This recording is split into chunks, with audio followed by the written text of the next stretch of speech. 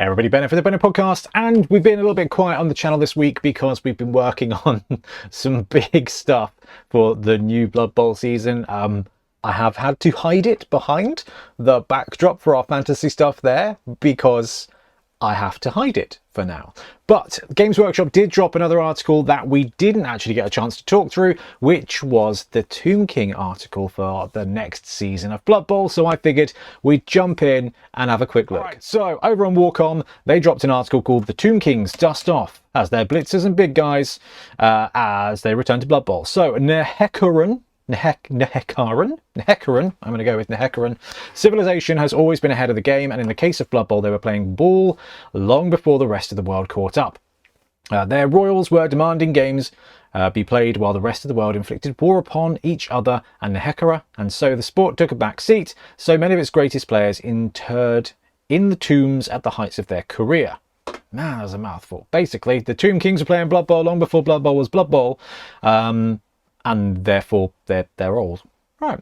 The sands of time trickled down and Nehekara became a husk of its former self. But when news of the NAF reached these macabre pyramids, mummies and skeletons cursed with immortality were roused into action. The Nehekara nightmares, IP infringement, Games Workshop, come on, never bay nightmares, thank you, may break a lot of rules, insisting things were different back in the day, and they may also be a little stiff, owing to the fact that they're basically dead, but they're not going to give up a second chance to play Blood Bowl. Whoa.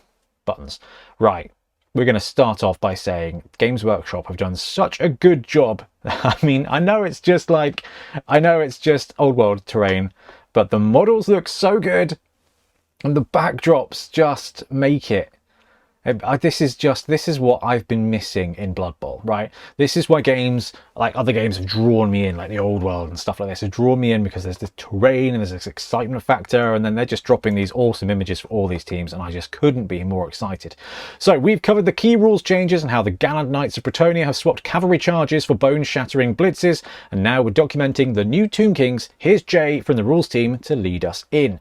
So Jay says crypts have been opened, bandages have been dust off, and moans and groans can be heard from beneath the Great Pyramid Stadia because the Tomb Kings are back. Whilst these shambling skeletons aren't the most agile of teams, they more than make up for it through their resilience and sheer unwillingness to fully perish. Tomb Guardians have always been the best players on the Tomb Kings team, being strength 5, and the fact you can take 4 of them, that's a lot of bandages and rotting muscle to punch through. Tomb Kings prefer a slow and steady approach to Blood Bowl, picking up the ball with their thrower and using the mummies to block, bash and batter anyone who gets too close.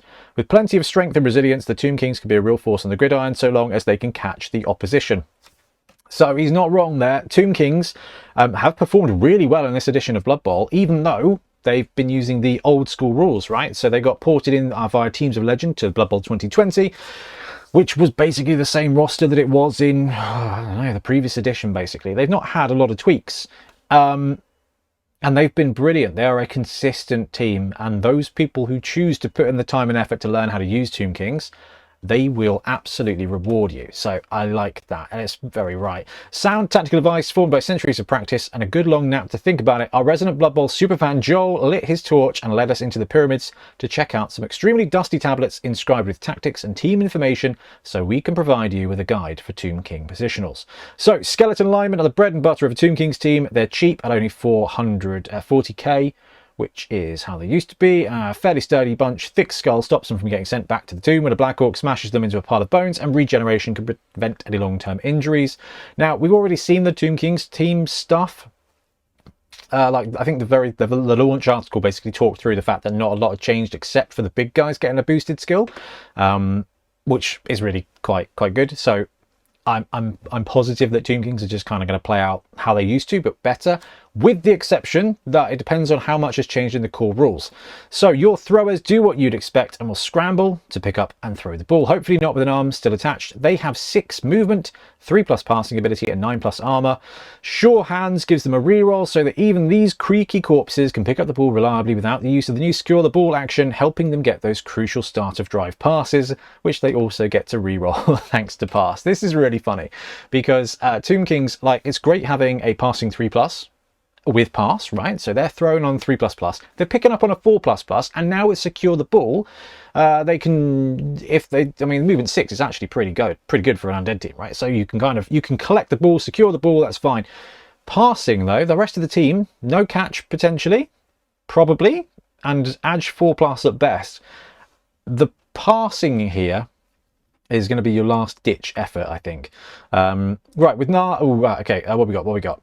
With 9+ armor and block, blitzers are quite happy to get in there to start dishing out and receiving tackles. Thanks to the innate survivability and the necromantic powers binding them to this mortal world, they're quite happy to get smashed up over and over. I wonder if the blitzers might get a sneaky edge boost to make them a semi-receiver, kind of like basically the whites for the undead team.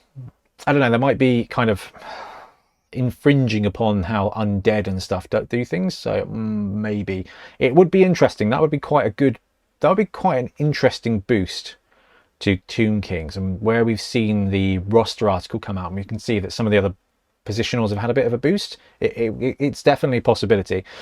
One of the things that doesn't seem to have really sunk in with the Nehekrons is that there's a sporting agreement on how many big guys a team is able to take. The Tomb Kings take 4 Tomb Guardians as standard and won't hit any different, because who wants to try and talk down a bunch of mummies with strength 5 and 10+ armor? So I love this. This is the best bit about Tomb Kings, right? They are slow, they are consistent, their agility is a bit limited, their resilience is not, and then they got 4 big guys. Now these big guys are not just big guys. Historically, they're fast big guys at movement 4 with no nega trait at all. They had decay back in the old day, which means that if they get blatted, it gets a little worse for them, and that's kind of still the case. However, they're still resilient. So decay, apply +1 modifier to any casualty roll made against this player. So if they do get their armor 10+ broken and they do get smacked around, even though they're strength 5 and have 3 friends, they are more likely to die. But if they've still got regeneration, which they do, then it's not really that big an issue. The thing with the Tomb Kings roster is you're gonna have the money to replace one if they do get, you know, strength busted or something. Movement busted is not the worst. They only have 4 movement, so they shamble more than they hustle. Movement 4 is fine. And the decay rule might just adjust the type of casualty they sustain, though they do still have regeneration. Their last skill is Brawler, which lets you reroll a single both down result when they declare a block, making them just that little bit more reliable.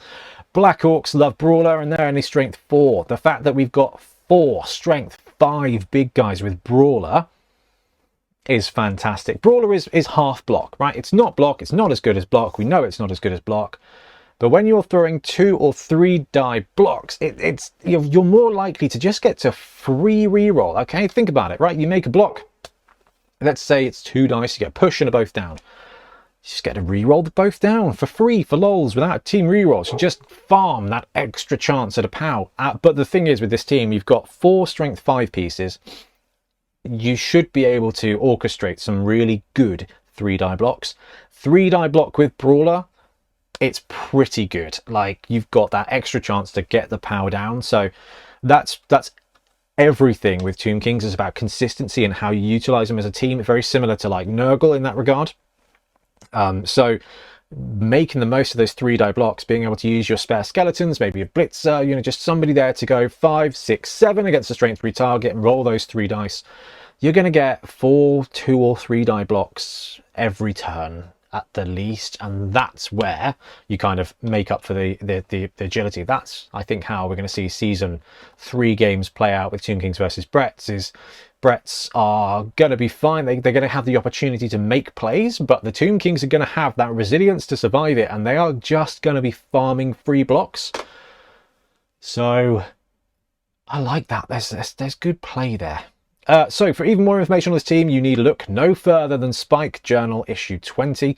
It's packed with articles all about the Tomb Kings and their illustrious past, and brings rules for their pitch and a ball and coaching articles. Make sure you don't end a tournament dead last. You can also find out how to run the Khemri Classic Cup and loads besides. So there's Spike 20. The Tomb Kings have waited centuries for the chance to hit a touchdown again, but luckily you won't need to wait anywhere near as long for the release of the 3rd season of Blood Bowl. We'll have more news on Warhammer Community soon. Okay, so we kind of knew most of that. We still don't know the full stat line. We still don't know the full costs. But honestly, it just looks like Tomb Kings got a little bit better. They didn't particularly need to. The only thing for me is if the blitzers end up getting free rolled catch to kind of capitalize on the fact they've got a pretty decent thrower, like 3+ pass is all right. With sure hands means they're quite a functional quite a functional thrower. So you've got that. Tomb Guardians having Brawler is just fantastic. Because you've kind of got a semi-combat skill, which really opens up the builds. You see this with Black Orcs, right? You got 6 guys with Brawler. You don't need to rush to take block. Like, Brawler is not as good as block, but it's halfway. So you can kind of focus more on your Mighty Blow. And then when you've got 3-die block with Brawler and Mighty Blow, sometimes that's going to be a 4-die block that's probably going to put your opponent down, and then you've got that Mighty Blow to make the most of it. So I can see Tomb Kings just being free gifted. That extra skill is going to make that combat, that front line. This is an offensive line for the ages. God damn, I love Blood Bowl.